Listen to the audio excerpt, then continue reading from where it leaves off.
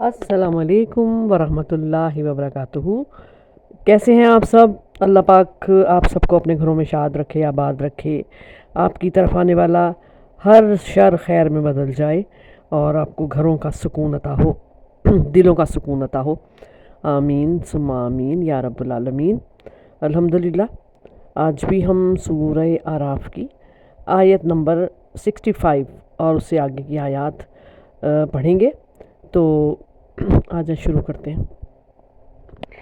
आऊज़ु बिल्लाहि मिनश शैतानिर रजीम, बिस्मिल्लाहिर रहमानिर रहीम।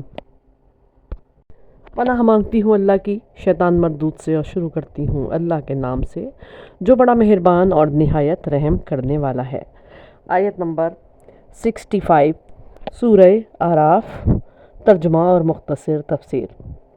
वाइला और तरफ, आदिन आद, अखाहुम उनके भाई, हूदन हूद, कौला उसने कहा, या कौमी ए मेरी कौम, उबुदू इबादत करो, अल्लाह अल्लाह की, मालकुम तुम्हारे लिए नहीं, मिन नहीं, इलाहा कोई माबूद, गैरुहु इसके सिवा, अफला तत्तकून तो क्या तुम नहीं डरते, अ माने क्या, फ़ा माने तो, ला माने नहीं, और तत्तकून तुम सब डरते।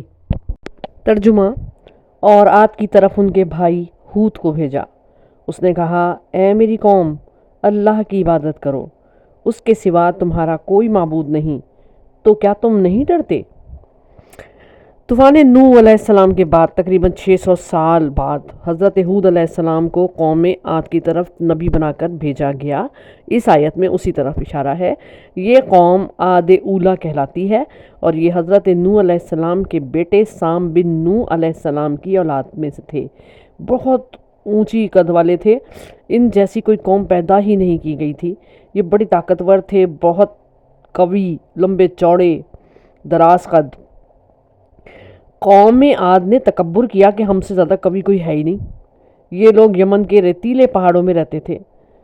तो सूरह फजर में कहा गया कि क्या आपने नहीं देखा कि आपके रब ने अमादियों के साथ क्या किया, सुतून वाले इरम के साथ, जिसकी मानिंद कोई कौम मुल्कों में पैदा नहीं की गई। अल्लाह ताला फरमाते हैं कि उनका पैदा करने वाला यकीनन उनसे ज़्यादा ताकत वाला है। वो हमारी आयतों का इनकार कर बैठे, और हज़रत हूद अलैहिस्सलाम की दावत भी वही थी जो हज़रत नूह अलैहिस्सलाम ने अपनी कौम को दी थी।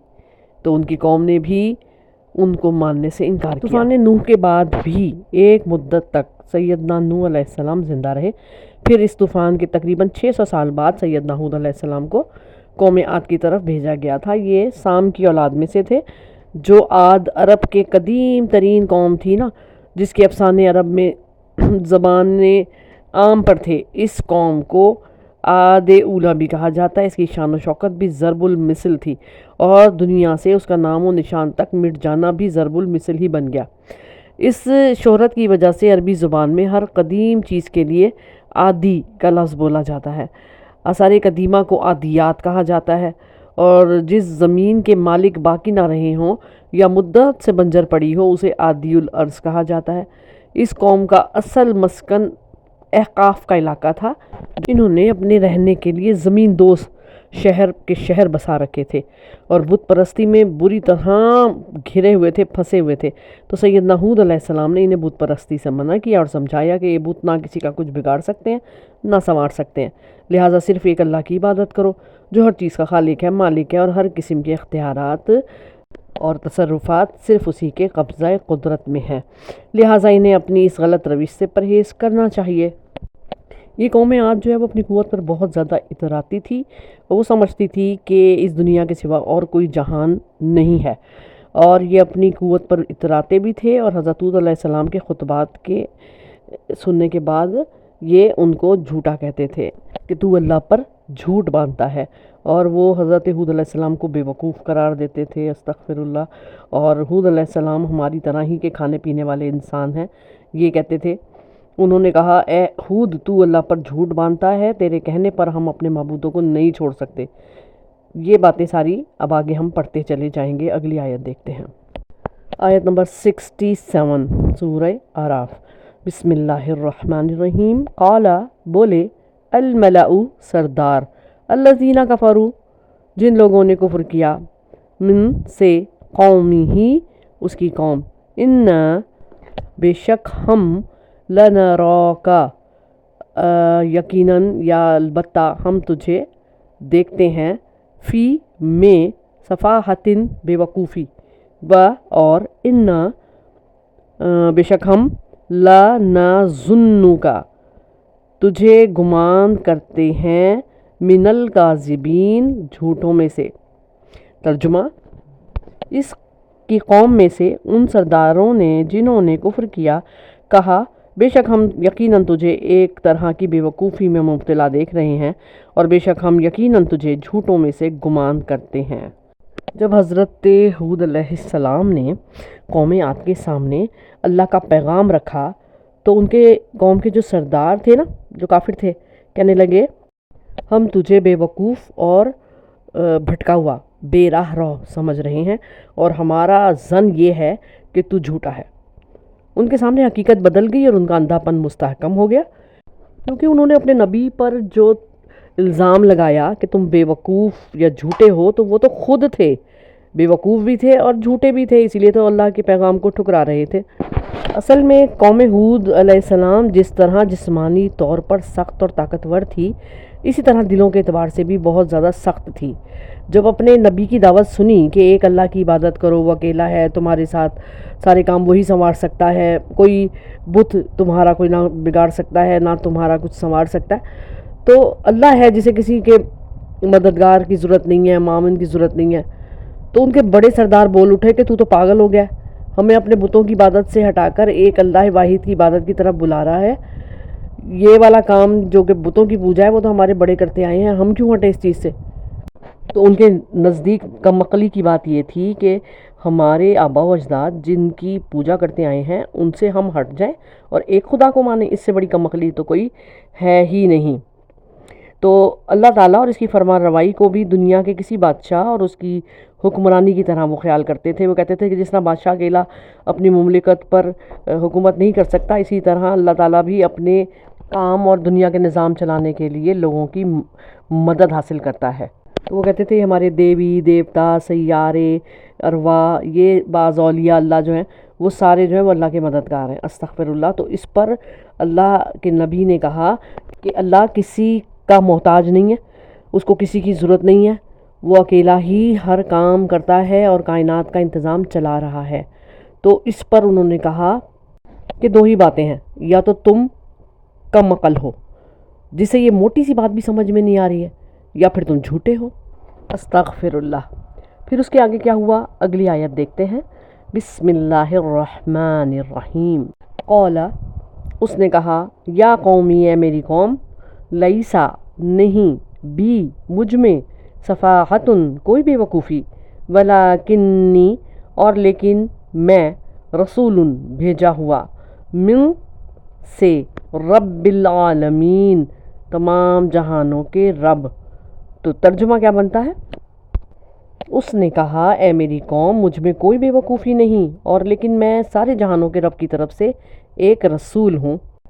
اس شخص سے بڑھ کر کون بے وقوف ہو سکتا ہے جو سب سے بڑے حق کو ٹھکرائے اور اس کا انکار کرے، جو تکبر سے راہ ہدایت دکھانے والوں اور خیر خواہوں کی اطاعت نہیں کرتا، جو اپنے دل اور جان سے ہر سرکش شیطان کی اطاعت کرتا ہے اور غیر مستحق ہستیوں کی عبادت کرتا ہے، چنانچہ وہ پتھروں اور درختوں کی عبادت کرتا ہے جو اس کے کسی کام نہیں آ سکتے۔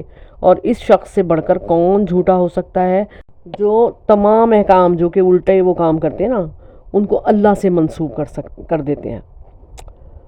انہوں نے کہا اے میری قوم، میں بے عقل نہیں، یعنی وہ کسی طرح بھی بے وقوف نہیں ہیں، وہ تو نبی ہیں، وہ تو رسول ہیں، وہ اللہ تعالیٰ کے رسول ہیں، راہ ہدایت دکھانے والے ہیں، بلکہ ہدایت یافتہ ہیں۔ تو انہوں نے کہا میں جہانوں کے رب کی طرف سے رسول ہوں، بلکہ میں نہ نادان ہوں نہ جھوٹا ہوں، اس اللہ کا رسول ہوں، تم بھی اسے رب اکبر تسلیم کرتے ہو، وہ ہر چیز کا مالک ہے، خالق ہے، اور تمہیں اللہ کا پیغام ہی تو پہنچا رہا ہوں، خود اپنے پاس سے میں کچھ نہیں کہہ رہا، تمہاری خیر خواہی کرتا ہوں، یہی دو صفتیں ہیں جو تمام رسولوں میں یکساں ہوتی ہیں، نمبر 1 پیغام حق پہنچانا، اور نمبر 2 لوگوں کی بھلائی چاہنا اور امانت داری کا نمونہ بننا۔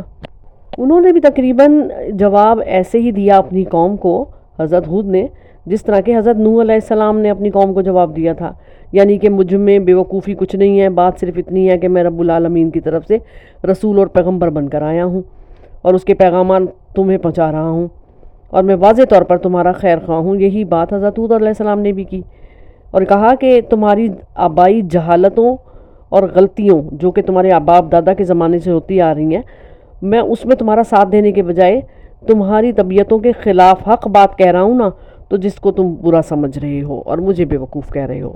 اگلی آیت میں یہی بات ہے، ابلغکم، میں تمہیں پہنچاتا ہوں، رسالاتی، پیغام، ربی، اپنے رب کا، وانا، اور میں، لکم، تمہارا، ناصحٌ، خیر خواہ ہوں، امین، امین۔ کیا مطلب ہوا؟ میں تمہیں اپنے رب کے پیغامات پہنچاتا ہوں اور میں تمہارے لیے ایک امانت دار خیر خواہ ہوں۔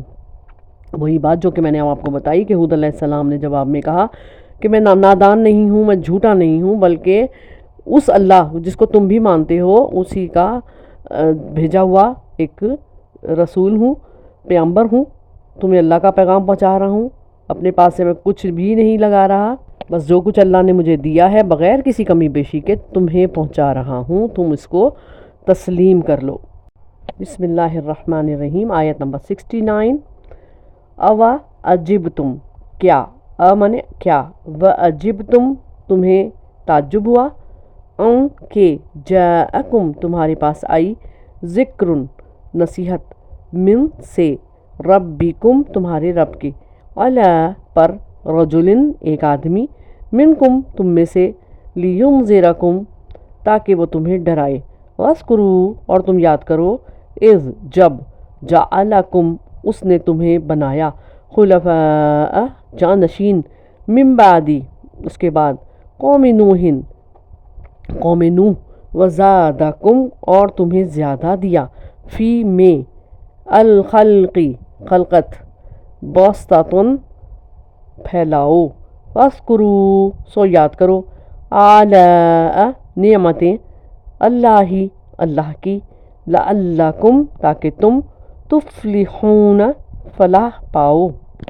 ترجمہ، اور کیا تم نے عجیب سمجھا کہ تمہارے پاس تمہارے رب کی طرف سے تم میں سے ایک آدمی پر ایک نصیحت آئی تاکہ وہ تمہیں ڈرائے، اور یاد کرو جب اس نے تمہیں نوح کی قوم کے بعد جانشین بنایا اور تمہیں قد و قامت میں زیادہ پھیلاؤ دیا، سو اللہ کی نعمتیں یاد کرو تاکہ تم فلاح پاؤ۔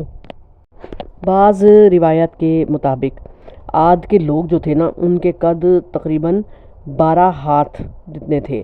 اتنی ڈیل ڈول رکھنے والے انسانوں کی قوت اور طاقت کا اندازہ ہم لگا سکتے ہیں۔ پھر انہیں رزق کی فراوانی بھی حاصل تھی۔ سیدنا ہود علیہ السلام نے اللہ کے احسان جتا کر انہیں بتایا کہ دیکھو، نوح علیہ السلام کی قوم نے بت پرستی نہ چھوڑی تو ان کا جو حشر ہوا وہ تمہارے سامنے ہے، لہٰذا تم اللہ کی نعمتوں کا شکر کرو جو اللہ نے تم کو دی ہیں اور اسی کی عبادت کرو۔ ایک دوسرے مقام پر اللہ تعالیٰ نے ان کے بارے میں فرمایا کہ اس جیسی قوت والی قوم پیدا نہیں کی گئی۔ اپنی اس قوت کے گھمنڈ میں مبتلا ہو کر اس نے کہا تھا کہ ہم سے زیادہ طاقتور کون ہے؟ اللہ تعالیٰ نے فرمایا جس نے انہیں پیدا کیا ہے وہ ان سے بہت زیادہ طاقتور ہے۔ اب یہاں پر اس قوم سے پوچھا جا رہا ہے کہ کیا تم کو اس بات سے تعجب ہوا ہے کہ تم میں سے ایک شخص کے ہاتھ تمہارے رب کی طرف سے نصیحت آ گئی تمہارے پاس تاکہ وہ تمہیں ڈرائے؟ یعنی تم ایسے معاملے میں کیوں تعجب کر رہے ہو جس پر تعجب نہیں ہونا چاہیے؟ اور وہ معاملہ کیا ہے کہ اللہ تعالیٰ نے تمہیں میں سے ایک شخص کو تمہاری آسانی کے لیے، جس کو تم خوب جانتے ہو، تمہاری طرف رسول بنا کر بھیج دیا۔ وہ تمہیں ان باتوں کی یاد دہانی کراتا ہے جس میں تمہاری مصلحت ہے، اور تمہیں ان کاموں کی ترغیب دیتا ہے جس میں تمہارے لیے فائدہ ہے، اور تمہیں اس پر اس طرح تعجب ہوتا ہے جیسے منکرین تعجب کرتے ہیں، انکار کرنے والے۔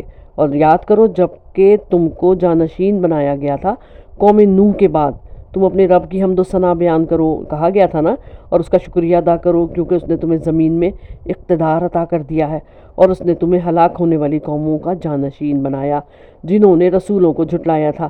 اللہ تعالیٰ نے ان کو اس جرم میں ہلاک کر دیا اور تمہیں باقی رکھا تاکہ وہ دیکھے کہ تم اب کیسے عمل کرتے ہو۔ تم رسولوں کی تکذیب کرتے ہو، ان کو جھٹلاتے ہو۔ اگر تم ایسا کرتے ہو تو اس بات سے بچ جاؤ، کیوں کہ دوسری قوم جو کہ نوح علیہ السلام کی تھی، ان کے ساتھ جو سلوک ہوا تھا نا اپنی ہٹ دھرمی کی وجہ سے، ایسا ہی سلوک تمہارے ساتھ ہوگا۔ اللہ تعالیٰ کی نعمتوں کو یاد رکھو جس اس نے تمہارے لیے خاص کر دیں۔ وہ نعمت کیا تھی؟ اس نے زیادہ کر دیا تمہارے بدن کا پھیلاؤ، یعنی اس نے تمہیں بہت زیادہ قوت دے دی، بڑے بڑے مضبوط جسم، مضبوط ہاتھ جن سے سخت قسم کی پکڑ تم کرتے تھے۔ یہ اللہ تعالیٰ کی عطا ہی تو تھی۔ بس اللہ کی نعمتوں کو یاد کرو، یعنی تم اللہ تعالیٰ کی بے پایاں نعمتوں اور اس کے بار بار کیے گئے احسانات کو یاد رکھو، تاکہ تم یعنی ان نعمتوں کو شکر گزاری کے ساتھ اور ان کا حق ادا کرتے ہوئے یاد رکھو گے تو کامیاب ہو جاؤ گے، یعنی اپنے مطلب پالو گے، اپنا مقصد حاصل کر لو گے اور اس چیز سے نجات پالو گے جس سے تم ڈرتے ہو۔ ہود علیہ السلام نے ان کو نصیحت کی، ان کو توحید کا حکم دیا اور ان کے سامنے خود اپنے اوصاف بیان کیے اور فرمایا کہ وہ ان کے لیے نہایت امانت دار خیر خواہ ہیں۔ پھر اگلی آیت دیکھتے ہیں، بسم اللہ الرحمن الرحیم۔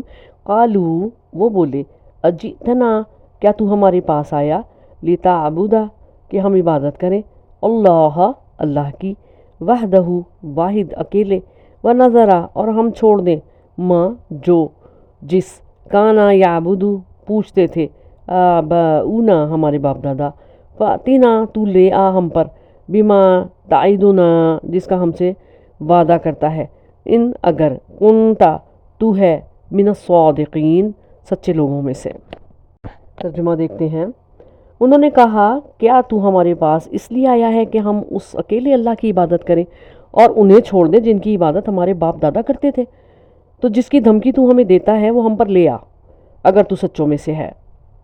نعوذ باللہ۔ اب یہاں پر ان کی ہٹ دھرمی دیکھیں، وہی ہٹ دھرمی جو نوح علیہ السلام کے ساتھ ان کی قوم نے کی تھی، ہود علیہ السلام کی قوم نے بھی ان کے ساتھ کی، اور انہوں نے ہود علیہ السلام کی دعوت پر تعجب کرتے ہوئے، ان کو خبردار کرتے ہوئے کہ یہ بہت محال ہے کہ وہ ان کی اطاعت کرے، کہا کہ کیا تو ہمارے پاس اس واسطے آیا ہے کہ ہم صرف ایک اللہ کی بندگی کریں اور اس کو چھوڑ دیں جس کو ہمارے باپ دادا پوچھتے رہے ہیں۔ اللہ تعالیٰ ان کا برا کرے کہ انہوں نے اس حکم کے مقابلے میں جو سب سے زیادہ واجب اور سب سے زیادہ کامل ہے، اس مذہب کو پیش کیا جس پر انہوں نے اپنے آباء و اجداد کو پایا تھا، اپنے گمراہ آباء و اجداد کے شرک اور عبادت، بتوں کی پوجا کو انبیاء اور مرسلین کی دعوت یعنی کہ اللہ وحدہ لا شریک کی توحید پر ترجیح دے دی، اور اپنے نبی کو جھٹلا دیا اور کہنے لگے، پس لے آ تو ہمارے پاس، لے آ، اب تو لے ہی آ جس چیز سے تو ہم کو ڈراتا ہے اگر تو سچا ہے۔ یہ مطالبہ خود ان کی طرف سے تھا۔ یاد رہے کہ جو اس طرح کے جوابات دیتے ہیں نا، وہ عموماً قوم کے بڑے امیر لوگ ہوتے ہیں یا پھر سردار قسم کے لوگ ہوتے ہیں جو کہ ہر دھرمی اپنی قائم رکھتے ہیں۔ تو حضرت ہود علیہ السلام کی قوم کو یہ بات ناگوار گزری کہ وہ ایک خدا کو مانیں اور باقی اپنے بتوں کو چھوڑ دیں جن کی پوجا ان کے باپ دادا کے زمانے سے ہوتی چلی آ رہی تھی۔ انہوں نے اس بات کو سخت ناپسند کر کے کہہ دیا کہ چلو ٹھیک ہے، عذاب لے آؤ، بتوں کی پوجا نہیں چھوڑیں گے، تم عذاب لے آؤ۔ اور توحید ان کو پسند نہ آئی، وہ معبودان باطل سے کسی طرح بھی رشتہ عقیدت ختم کرنا نہیں چاہتے تھے۔ یہی قوم عاد کا باغیانہ رویہ، قوم عاد کی سرکشی، تکبر، ضد اور عناد تھا جو کہ یہاں بیان ہو رہا ہے۔ یہ تو تھیں آج کی آیات۔ اگلی آیات میں اگلی ویڈیو میں حاضر ہوں گے انشاءاللہ۔ دعاؤں میں یاد رکھیے گا۔ اللہ حافظ۔